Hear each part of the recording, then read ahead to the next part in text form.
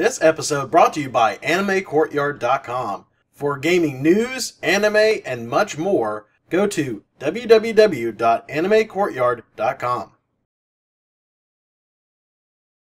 Today on TGM Mini, we have Guilty Gear Isuka for PC.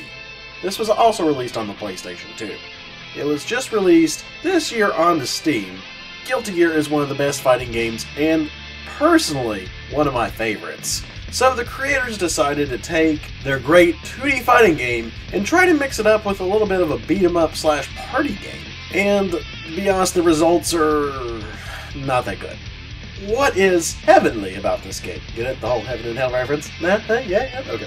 Anyways, so what's heavenly about this game is that the 2D visuals are still just as great looking as the other games. And if you played a Guilty Gear game, you know the 2D visuals are top-notch.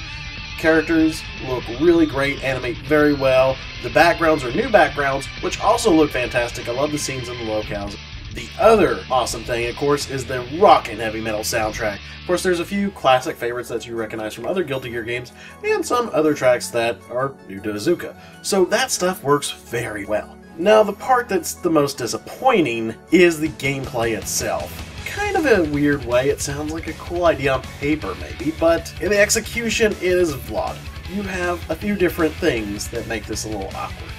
Okay, so what works with the fighting? Well, what works is the actual fighting game mechanics itself. You can do special moves, all that fun stuff. What the problem is the fact that you sometimes have to turn around, which normally, in most fighting games, to turn around, you just hit the opposite direction. In Guilty Gear Isuka, you have a turn button. That's right, a button to turn around, which makes things very annoying, very complicated. Like Final Fight, there's also foreground and background, which makes things really hard. So playing against one other person, yeah, that's not too bad. You can get around it, you can usually win the fights. When you get 2 or more people in, it is a total massacre. You will get bodied really fast. Yeah, I think I won at least one of these, though most of the time I just kept getting beat up and it was terrible. Now, there are a few different game modes here. They do have, of course, the arcade mode, which is what we talked about, versus mode, training mode, all that, good stuff. One of the other cooler additions is called Robo-Kai mode.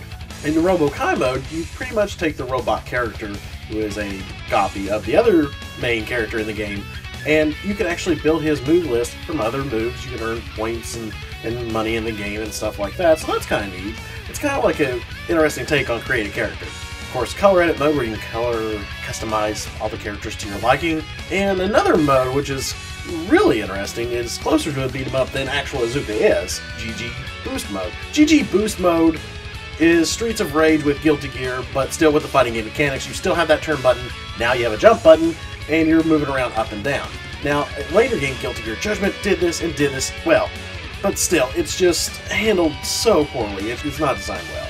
My final thoughts on Guilty Gear Isuka is that the presentation standpoint looks great, sounds great, fantastic. Gameplay-wise, it's just not good at all. You're better off actually getting Guilty Gear X2, which is on Steam right now, and is a much better game. The Judgment game on PSP, which I haven't played in a while, heard was actually much better than the GG Boost mode in here. So I would just say, just play Guilty Gear X2, play that, it's a much better game. Anyways, till next time.